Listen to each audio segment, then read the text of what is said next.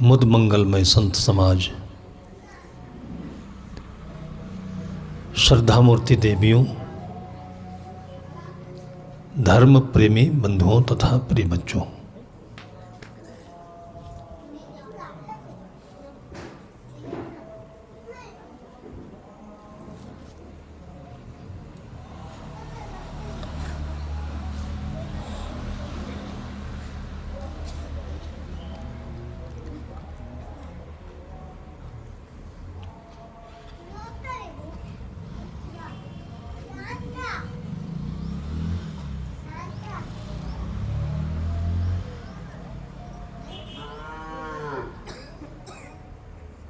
जीवन की समझ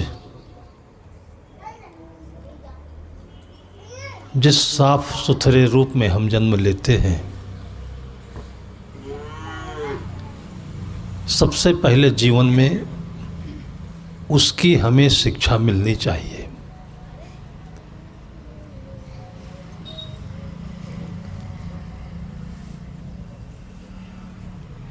दुर्भाग्य है कि वैसा परिवार नहीं मिलता, माता पिता नहीं मिलते, पास पड़ोस के लोग नहीं मिलते, गांव नहीं मिलता है। जन्म लेने वाले बच्चे का कोई दोष नहीं है। जन्म लेने के बाद ये जीवन सरल रास्ते से जिस सुंदर रूप में जन्म हुआ है, उसी को विकसित करते, आगे बढ़ते, सजाते दुनिया को, तो जीवन सुखद होता।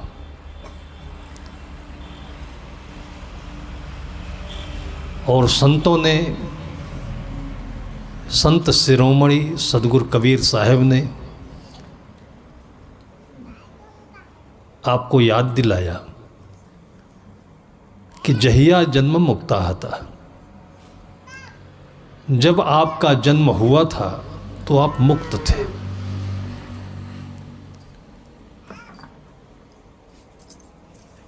वेद भी कहते हैं, उपनिषदों में भी इसकी चर्चा आती है, हमारा स्वरूप निर्मल है, निर्विकार है, अजर है, अमर है। लेकिन हम लोगों ने, या जो लोग शास्त्र को रटते हैं, अंधानुकरण करते हैं और उनको इसकी एक आदत हो जाती है। वेद वचनों को, आप्त वचनों को, संत महापुरुषों की वाणियों को रटना, समझना नहीं और फिर ऐसे बोलते रहना, बकते रहना, अवगाहन नहीं करना, समझना नहीं, पचाना नहीं, केवल बोलते रहना, ये भी एक बहुत बुरी आदत है, एक बीमारी है। मोटे रूप में समझें कि जैसे खाया और तुरंत बाद में टट्टी गया, जैसे रोटी खाया, अनाज खाया, सब दाना दाना वैसे टट्टी में निकल गया। एक बीमारी है ये। भूख अधिक लगती है, खाते खूब है, पेट में रुकता नहीं, निकल जाता है। स्कूलों में तो ये हो ही रहा है। जो शिक्षा की नई पद्धति चली है आम समाज में,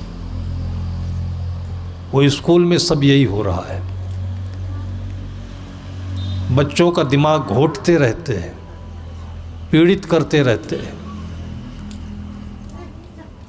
जिस मोटरसाइकिल से, गाड़ी से आप काम ले रहे हो,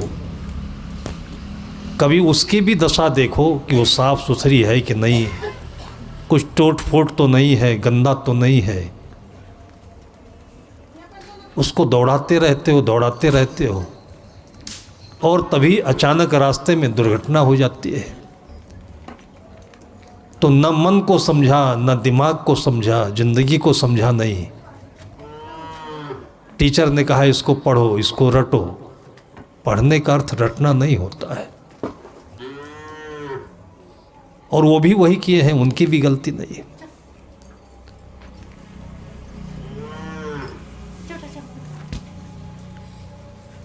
संत आपके सामने आते हैं, आपके ऊपर जमी हुई इस गंदगी को, हठता को, जड़ता को, अंधानुकरण करने की आदत को हटाते हैं। सुबह के सत्र में मैंने कहा कि बीड़ी पीने की आदत नहीं होती, जिज्ञासा है। उस जिज्ञासा में और कुछ भी सीख सकते थे। हमारे बचपन में हम लोगों को बीड़ी पीते देखे, गांजा पीते देखे, दारू पीते देखे, और जिज्ञासा हुई देखें क्या होता है। पान खाने से मुख लाल हो जाता है, इसलिए उसको खा लिया। किसी बाप को देखा मैंने, अपने पोता को गोदी में लेकर खिला रहा था और मसाला खाया हुआ था, मुख में भरा। बच्चे को खिलाते खिलाते बच्चे के मुंह में वही थूक दिया। हमारे सामने मैंने कहा कि पागल ये क्या कर रहे हो? तो हंसकर बोलता है कि बच्चे का मुख लाल लाल हो जाए, ओंठ लाल लाल हो जाए। ये भी एक समझ है। तो बचपन में यही तो देखने को मिलता है। कुछ हमारी कमी है कि यही नहीं मिलता, और भी मिलता है। मैंने देखा कि लोग रस्सी बनाते थे। पहले ज़माने में मशीन से रस्सी नहीं बनती थी, हाथ से लोग बनाते थे। खटिया बीनने वाली रस्सी। बेटियां पंखा बनाती थी, हाथ से चलाने वाला। हाथ से सिलाई होती थी, कुछ कपड़ा फट जाए तो।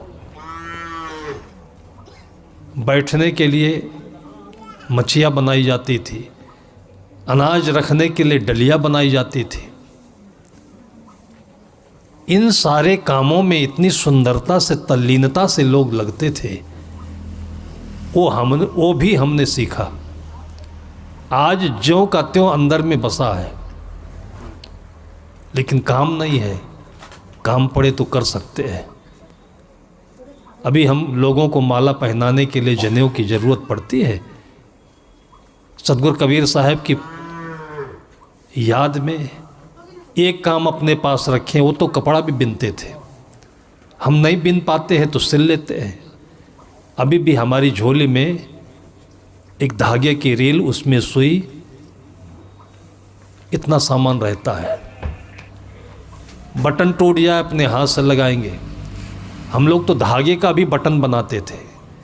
पहले हड्डी के बटन आते थे, प्लास्टिक के पीछे से आने लगे, तो संत लोग उस बटन का उपयोग नहीं करते थे। हड्डी है इसमें, तो धागे से गूंथ करके, पिरो करके उसका बटन बनाते थे। वो भी मैंने सीखा। तो जो गलत सीखा था वो हावी होता कि ये हावी होता, इसका सही निर्णय तो जब गुरुदेव जी के समाज में आया तब हुआ। और नहीं तो हो सकता है वो हावी हो गया होता, घर पर रहता तो संत समाज का, घर में संतों के आने का जो लाभ मिलना चाहिए वो मुझे जीवन में भरपूर मिला। और वहीं से जब लोग लाभ नहीं पाते तो बिगड़ करके गलत रास्ते पर चले जाते। उनका क्या दोष है? उनको पता ही नहीं होता है कि हम किधर जा रहे हैं, क्या खा रहे हैं, क्या कर रहे हैं, क्या बोल रहे हैं। एक तो जवानी है, दूसरे पैसा भी है, लोग साथ दे रहे हैं, सब पूरे के पूरे झुंड समाज के उसी रास्ते पर चल रहे हैं, तो गलत कौन कहे उसे? इन बातों को हम स्वयं विचार करें। घर में माता पिता को बहुत बड़ा गुरुतर उत्तरदायित्व है, इसलिए उनको देवी कहा जाता है, देवता कहा जाता है। कि माँ होने के बाद में एक बहुत बड़ी जिम्मेदारी, एक महानता मिलती है। पिता होने के बाद में बहुत बड़ी जिम्मेदारी मिलती है कि बच्चे के सामने हम एक सुंदर गमला हो कर के, एक संगीत बन कर के, और वो बच्चे के लिए भी होगा, हमारे लिए भी होगा, अपनी ज़िंदगी के लिए भी होगा वो, और आने वाली पीढ़ी के लिए भी होगा।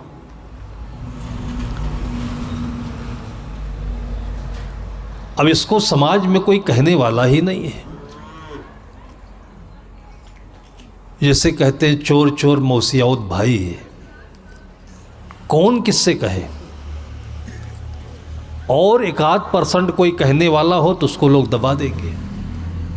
आप लोग सुनते होंगे किसी अध्यापक ने किसी बच्चे को 1-8 थप्पड़ मार दिया, वो रास्ते में लेकर के चाकू से घोंप दिया टीचर को। छत्तीसगढ़ में मैंने देखा कि कितनी शिकायतें बच्चों को लेकर के माता पिता गुरुजन के पास पहुंच जाते हैं। क्या कर रहे हैं? केवल स्कूल में बच्चे के साथ में माता पिता सहयोग ना करे तो केवल अध्यापक क्या कर सकता है? अब माता पिता पैसा देकर के बच्चों की जिम्मेदारी से मुक्त होना चाहते हैं। कितना बड़ा अपराध है। गुरुजन भी कुछ नहीं कर सकते। हम 2 दिन के लिए आते हैं, मन में उत्कंठा लेकर जाते हैं, एक भावना लेकर के जाते हैं, लेकिन वो जिम्मेदारी माता पिता की होती है कि लगाव बनाए रखें साल में 6 महीने में, और चाहिए तो हर पूर्णिमासी को अपने गुरुजनों के दर्शन करें। वो भी नहीं बन सके तो हर शाम को संत महापुरुषों की बाणी वचन कहानियाँ थोड़ी देर बैठ करके बच्चों को सुनाएं। बच्चे चुटकुले कहानियाँ सुनने के बहुत इच्छुक होते हैं। जब ये सब समाज से उठता ही जाएगा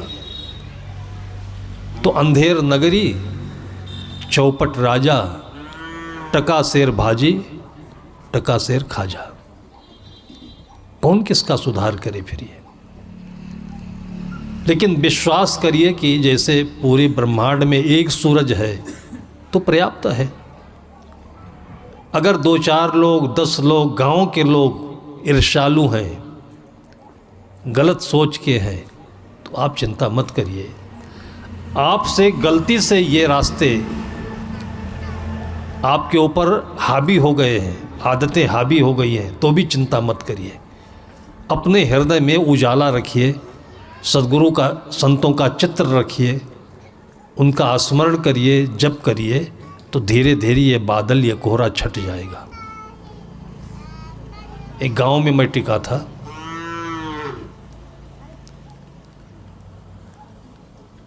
हम लोगों के पास लोटा होता था 2-3 किलो वाला।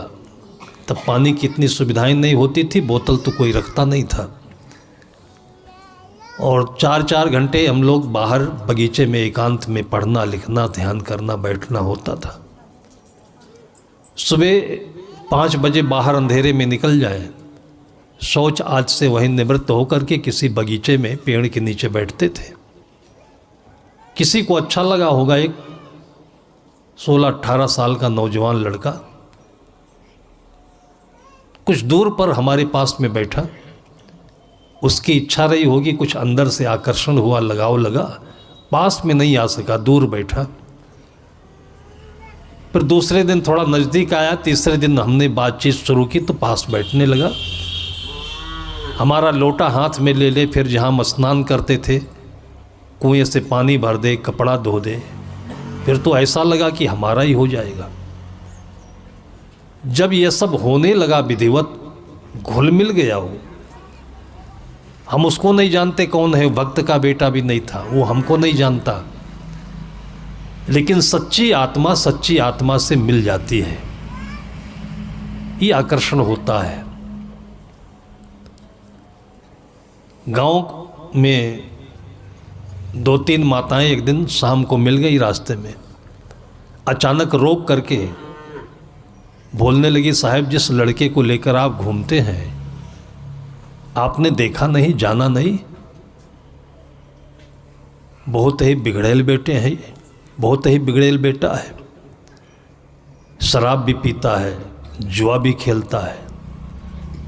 मैंने कहा माँ ये सब मुझे मत बताओ, हमारा बेटा तो है नहीं, बेटा तो आपके गांव का है।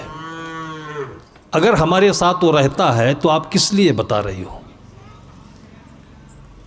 आपने अपने से नहीं बताया कि हमारे गांव में ऐसा कोई होना नहीं चाहिए? अगर है तो उसको आप मना करो, और हम 2 दिन के लिए आपके गांव में आए तो ऐसा क्यों बोलती हो? तब थोड़ा सा वो ठिठुक गई और फिर इधर उधर की बात करके चली गई। मैं समझ गया कि उसका आशय क्या था। आशय यही है जो हर गांव में होता है, किसी के पास पढ़ने वाले अच्छे बच्चे हैं, खेती बहुत है, समृद्धि है, तो कम लोगों को ये अच्छा लगता है। अधिकतर लोगों को ऐसा लगता है कि ये बढ़ा जा रहा है, कैसे इसको गिराएं। होना नहीं चाहिए ये। अगर गांव में किसी की एक के घर में गाड़ी आ गई तो देखेंगे तो धीरे धीरे जो पैसा गलत रास्ते पर जा रहा है तो इस गाड़ी में लग जाएगा, दूसरे घर में आएगी। गांव में कोई एक लड़का अच्छा पढ़कर डॉक्टर हो गया है तो जो लड़के बिगड़ैल हैं उनके मन में भी जुनून होगा, वो डॉक्टर हुआ तो मैं भी बनूंगा। जैसे कहावत कहते हैं कि खरबूजा एक पकता है तो उसको देख करके सभी रंग बदलते हैं और पकने लगते हैं।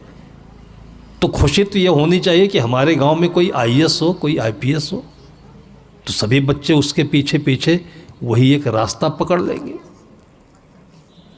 लेकिन पूर्वजन्म के पाप से हरि चर्चा न सुहाए, जैसे ज्वर के बेग से भूख विदा हो जाए।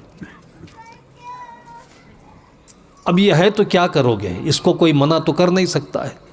लेकिन इस चीज़ को आप समझ सकते हो कि अपनी मर्यादा, अपनी प्रतिष्ठा, अपनी दौलत, धन, गुण, हम कहते हैं कुछ भी ना हो, गरीबी है, लेकिन शांति से, प्रेम प्यार से अगर पति पत्नी रहते हैं, जीते हैं, हंसते बोलते हैं, इसी में भी कितने की छाती फटी जाती है, नहीं मिलता उनको सुख।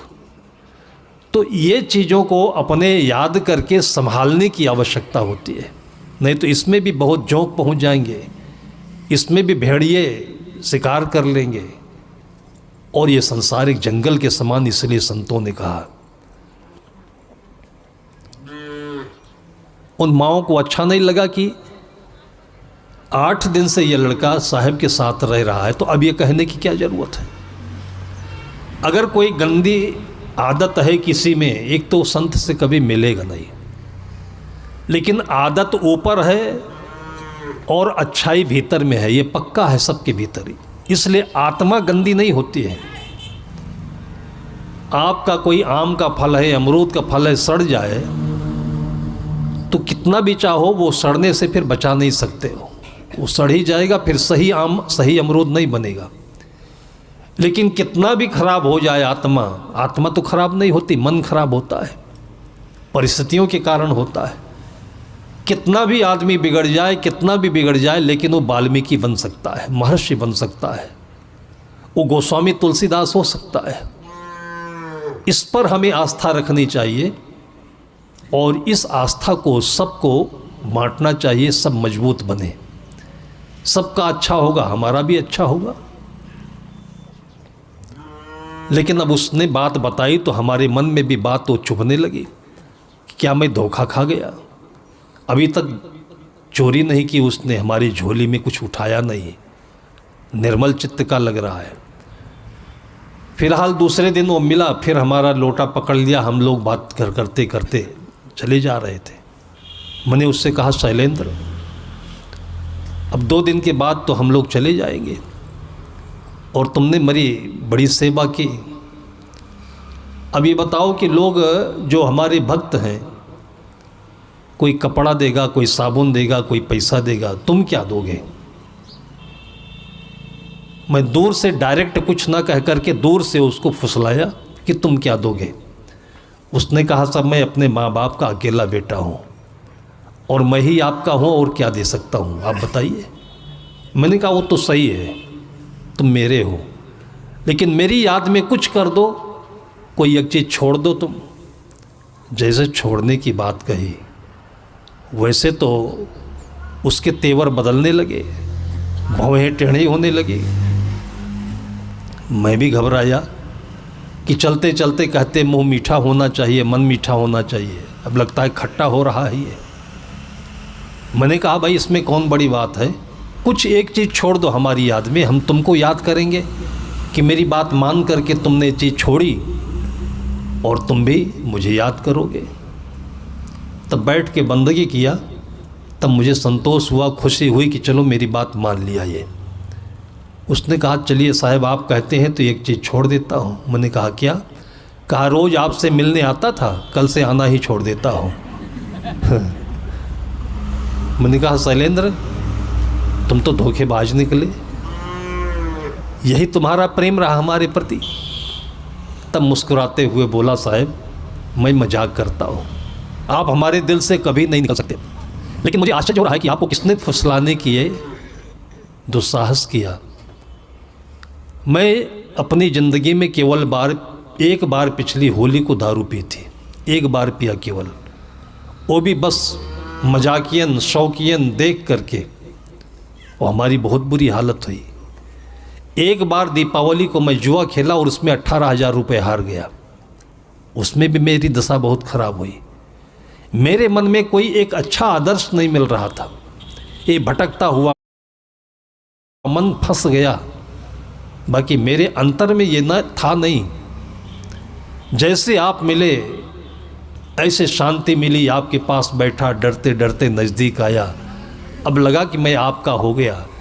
अब दुनिया की छाती फटने लगी, किसी की छाती में बारूद भरा रहा होगा वो दगने लगा, आपसे जाकर चुंगली कर दी।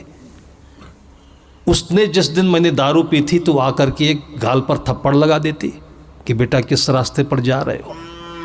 मैंने जुआ खेला था, कान पकड़ के ऐंठ देती कि बेटा ये काम गंदा है मत करना। ये तो गांव वालों ने किसी ने कहा नहीं, लेकिन जब मैं एक अच्छे रास्ते पर आ रहा हूँ और मैं जम गया हूँ तब सबकी छाती फट रही है। ये उदाहरण आज के 25-30 वर्ष पहले का है, लेकिन याद इसलिए है कि सबके साथ धोखा होता है। पूरे गांव समाज में सद्गुरु की दया हो, सबका पुण्य उदय हो कि ऐसा ना हो, लेकिन होता है। उसमें आपको अपने को समझना है और बचाना है। अब ये बात रामायण में भी कही गई है। अब किस परिवार में मंथरा नहीं है कि कैकेयी नहीं है। जब पहले था तो उन्होंने लिखा और आज भी है, उसको हम समझ सके, धोखा खाने से पहले बच सके, तो इसलिए रामायण की रचना हुई है, उसका अध्ययन होता है, उसकी कथाएं आती हैं सामने। तो जो हमारा निर्मल निर्विकार स्वरूप है, इसी को रामलला भी कहते हैं। एक रामलला की खातिर पूरे विश्व में इतना तहलका मचा। वो हमारे यहाँ आतताई आए, गंदे लोग आए, मार खून रक्तपात करने वाले आए और तमाम मंदिरों को ढा दिया, क्योंकि ये आदर्श मिटे, सभी नष्ट हों, सभी राक्षस बने। ये कोई धर्म है? हिंदू धर्म ऐसा है कि जो पूरे विश्व में आपको कहीं भी ये थ्योरी नहीं मिलेगी। छोटेपन से चींटी नहीं मारना, दया करना, दान करना, सेवा करना, ये सिखाया जाता है। बहुत पहले कभी रहा होगा कि मंदिरों में बलि की प्रथा थी और संतों ने, भारतीय समाज ने मिल करके सबको मिटाया। कहीं खून नहीं होना चाहिए। सर्वे भवन्तु सुखिनः सर्वे सन्तु निरामयाः सर्वे भद्राणि पश्यन्तु मा कश्चित् दुःख भाग् भवेत्। ये श्लोक, ये उद्देश्य जिन महापुरुषों के रहे हों और ऐसी जगह पर आकर के नालंदा विश्वविद्यालय जैसे महान संस्थान को आग लगा करके जला दी और हम लोग सोते रहे, तो कहीं न कहीं हम लोगों में, जैसे आज घर में बड़ा सुख है, सब कुछ बढ़िया है, तो हम लोग भूल जाते हैं साधु संतों को, अच्छों को भूल जाते हैं। अच्छे रिश्तेदारों को भूल जाते हैं, अपने पूर्वजों को भूल जाते हैं। जब कुहासा पड़ता है, घर में तेजाब पड़ता है, दुख आता है, वही सदगुरु कबीर साहब की बात की, दुख में सुमिरन सब करे, सुख में करे न कोई। जो सुख में भी सुमिरन करे तो दुख काहे का हो। आज सब कुछ बढ़िया है तो इसी में तो सब करना है। और करना क्या है, इसमें कुछ जाना थोड़ी है। रुपया पैसा गलत रास्ते में नहीं जाए इसलिए अच्छे रास्ते में डाइवर्ट करते हैं उसको। ये तो बांध का पानी है, अगर इसको नहर में नहीं ले जाओगे तो बांध टूटेगा तो गांव का गांव इसी में बहेगा फिर। और गांव का गांव ये बह ही रहा है, बुरी आदतों में, नंगाई में, लुच्चाई में, चोरी में। और यही बढ़ते बढ़ते जीवन को, समाज को नष्ट भ्रष्ट करता है। सबसे बड़ा पुण्य कार्य है कि अपने अंतर में ये सद्भावना रख करके, और जहाँ ऐसे समाज है वहाँ से जुड़ना, आश्रमों से जुड़ना, संतों से जुड़ना आजकल तो बहुत सहज है। पहले लोगों ने अपने आंगन में आरती करके, तुलसी चौरा रख करके और प्रार्थना करके, पूजा करके संतों का अवतरण, भगवान का अवतरण करा लेती थी। सबरी ने किया नहीं। मतंग ऋषि, उनके गुरु, जब मृत्यु के करीब पहुंच गए तो रोने लगे। मतंग ऋषि ने कहा कि रोती क्यों है बेटी। तब अपनी व्यथा बताई कि घर से आई थी कि भगवान मिलेंगे, प्रभु मिलेंगे, और यहाँ तो जो आप मिले थे वो भी छूट रहे हो और भगवान के दूर दूर तक दर्शन नहीं हुए अभी। उन्होंने समझाया कि बेटी, माता पिता गुरु कभी मरते नहीं हैं। मान लीजिए कि बेटा कश्मीर में है और माँ रायपुर में है, परिवार रायपुर में रहता है, तो क्या लगता है बेटे को माँ नहीं है? क्या माता पिता को लगता है कि मेरा बेटा नहीं है? जो गुर बसे बनारसी, शिष्य समुंदर तीर, बिसराए बिसरे नहीं जो गुण होए शरीर। अपने हृदय में ये हैं तो दूरी कोई मायने नहीं रखती है। अपने हृदय में संतों को उतारो। मतंग ऋषि ने अपने भाव को, संतों की परंपरा को सबरी के हृदय में उतार दिया और उसके बाद सबरी आश्वस्त हो गई और उन्होंने आशीर्वाद दिया कि बेटी तुमको कहीं जाना नहीं है, बल्कि भगवान का अवतरण यही कुटिया पर हो गया। और तब से उसकी जो ऊर्जा विकसित हुई, कुटिया को साफ स्वच्छ रखना, रास्ते को भी बहार देना, दूर तक जा कर के बहारते बहारते फिर फूलों को आंचल में लेकर के पूरे रास्ते में बिखेरना। और यही सब तो सदगृहस्थी है। हर दिन ये याद करो कि आज ही अगर साहब घर में आ जाएं तो हम क्या खिला सकते हैं उनको। नहीं आते हैं तो हमारा प्रसाद, आते हैं तो उनका भोजन।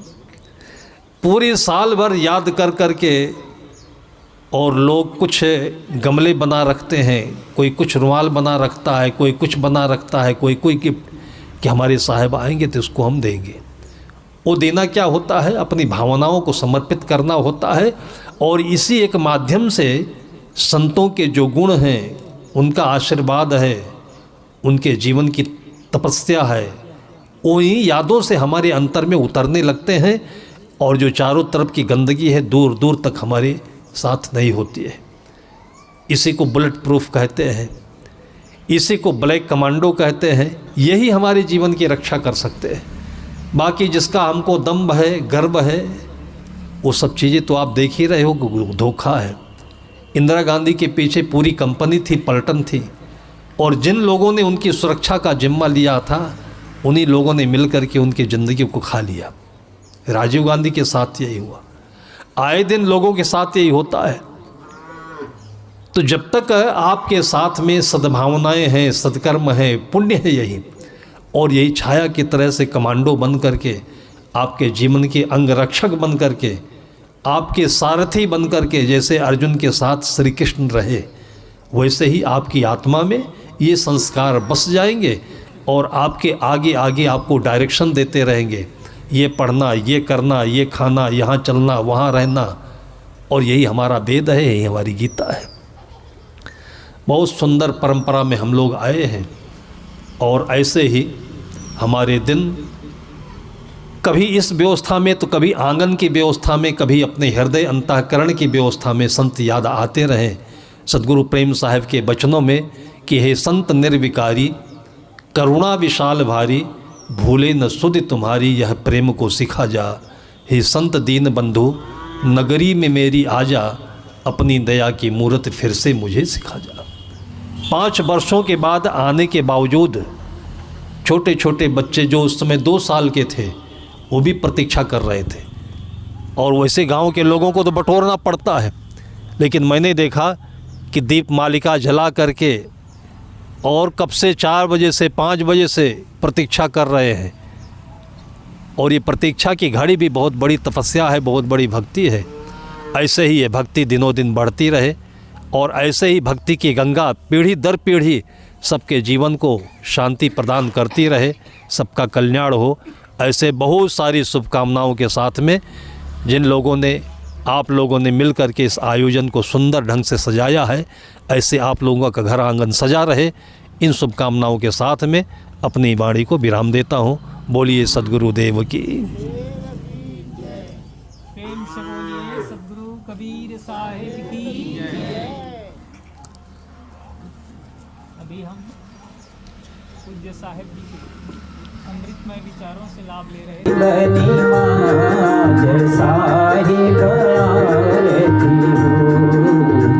आरती दीन दयाल साहिब आरती